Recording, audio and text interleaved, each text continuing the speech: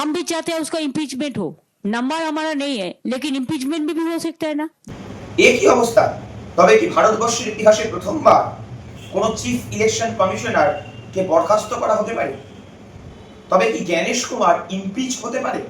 এই প্রশ্ন আজকে ঘোরাফেরা করছে দিল্লির পাওয়ার করিডোরে। কিন্তু কেন? আপনারা সকলেই জানেন ইলেকশন কমিশন গত কয়েক বছর ধরেই কিভাবে বিজেপি ইলেকশন এজেন্টে পরিণত হয়েছে এবং সেটা রিসেন্টলি রাজীব কুমার এবং এখন জ্ঞানেশ কুমারের আমলে সেটা চরম পর্যায়ে পৌঁছেছে। আজকে বিজেপির হয়ে ডাইরেক্ট ব্যাটিং করছে ইলেকশন কমিশন। বিজেপির ন্যারেটিভ, বিজেপির বক্তব্য এবং বিজেপির ইচ্ছাকে চরিতার্থ করতে তারা কাজ করছে। এদের একটাই উদ্দেশ্য, ভোট চুরি করে, চিটিংবাজি করে, জোট চুরি করে মানুষের ভোট কেড়ে নিয়ে, মানুষের ভোটাধিকারকে ছিনিয়ে নিয়ে, ভোটার কমিয়ে ভোটার বাড়িয়ে যেভাবেই হোক বিজেপিকে অর্থাৎ তার মাস্টারদের জেতানো। নরেন্দ্র মোদী, অমিত শাহ তার মাস্টার এবং তার মাস্টারদের পার্টিকে জেতানো হচ্ছে এই মুহূর্তে দাঁড়িয়ে ইলেকশন কমিশনের একমাত্র উদ্দেশ্যে পরিণত হয়েছে এবং তার জন্য তারা যে কোনো পর্যায়ে নামতে রাজি আছে।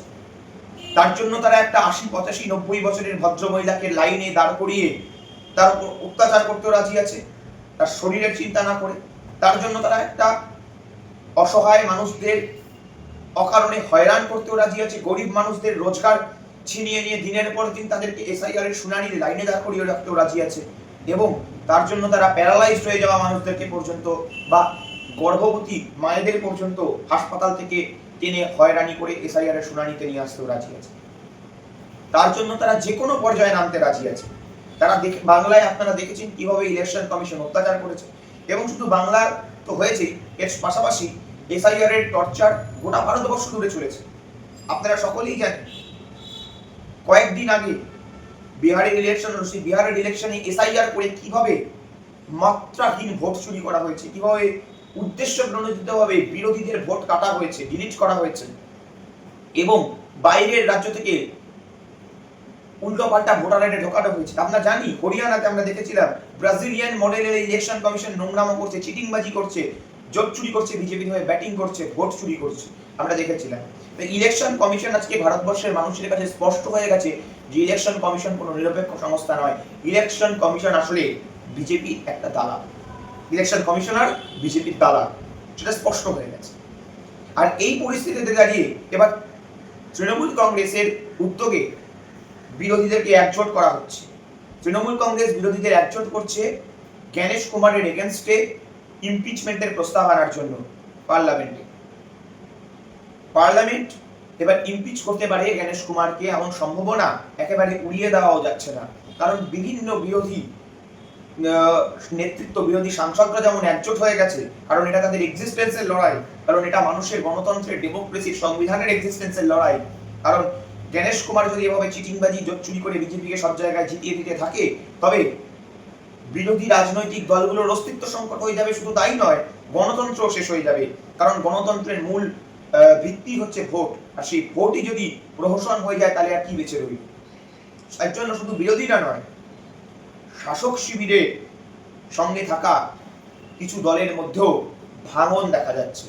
তাদেরও ভেতর থেকে কিছু লোক চাইছে যে এই জ্ঞানেশ কুমার নামক বিজেপির চাকরটিকে বরখাস্ত করুন, অমিত শাহ চাকরকে বরখাস্ত করুন। তারাও চাইছে যে এইভাবে দিনের পর দিন যে নোংরামো চলছে, ইলেকশনের নামে প্রহসন চলছে, সেটা কোথাও না কোথাও গিয়ে তাদেরও মনে ভয় ধরাচ্ছে। যদি এরকম ভাবে চলতে থাকে তাহলে তো বিজেপি ছাড়া ভারতবর্ষের কোনো রাজনৈতিক দলই থাকবে না। যদি এইভাবে চিটিংবাজি আস্তে আস্তে, এখন অল্প আছে, একটা লিমিট অবধি, আগে আরো অল্প ছিল, এখন একটা লিমিট অবধি উঠে গেছে, এরপরে যদি উঠে যায়, এরপরে যদি বাড়তে দেওয়া হয়, এরপরে জল নাকের ওপরে উঠে যাবে, তখন কিন্তু আর কন্ট্রোল করা যাবে না। তাই সবাই এবার কিন্তু কোথাও না কোথাও গিয়ে শাসক বেঞ্চে থেকেও মানুষজন, সাংসদরা সমর্থন করতে পারে এমন সম্ভাবনা পাওয়া যাচ্ছে। এক্সপেক্টেডের থেকে বেশি সই জোগাড় হয়েছে অলরেডি ইমপিচমেন্টের প্রস্তাব আনার ক্ষেত্রে, যেটাকে এরপরে প্রসেস তাকে স্পিকারকে দেওয়া হবে এবং ইত্যাদি প্রসিডিওর মেনটেন করার পরে অবশেষে ভোটাভুটির মাধ্যমে পাস হবে কি পাস হবে না সেটা ডিসাইড করা হবে।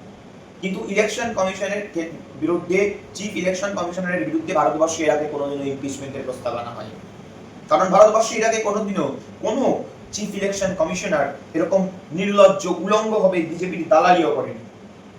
এই ভারতবর্ষের প্রথম, ইতিহাসে প্রথম গণতন্ত্র আজ ভারতবর্ষে এতটা সংকটে।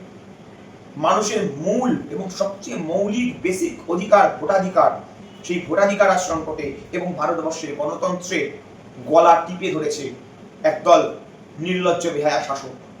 তারা ভারতবর্ষের সংবিধানকে দুমড়ে দিতে চায় পায়ের তলায়। আর তাই তৃণমূল কংগ্রেস এবং সমস্ত বিরোধীরা একজোট হয়ে আজকে গণতন্ত্র বাঁচানোর জন্য জ্ঞানেশ কুমারের ইমপিচমেন্ট করার তোড়জোড় শুরু করে দিয়েছে। এবং এই সন্দেহ আজকে বিজেপির মনেও জাগছে যে হয়তো কোথাও না কোথাও গিয়ে জ্ঞানেশ কুমারের এই ইমপিচমেন্টের প্রস্তাব পাশ হয়েও যেতে পারে। কারণ যেটা আমি আগেই বললাম যে শাসক শিবিরের অন্যান্য দলগুলোর ভেতরেও কোথাও না কোথাও ভাঙন ধরছে, তারাও আত্মবিশ্বাস হারিয়ে ফেলছে, তারাও বিশ্বাস হারিয়ে ফেলছে ইলেকশন কমিশনের ওপর। কারণ বিজেপি যদি তাদের বিরুদ্ধে ইলেকশন কমিশনকে ব্যবহার করতে চায় তখন কি হবে, সেই ভয় সবার ভেতরেই কাজ করছে।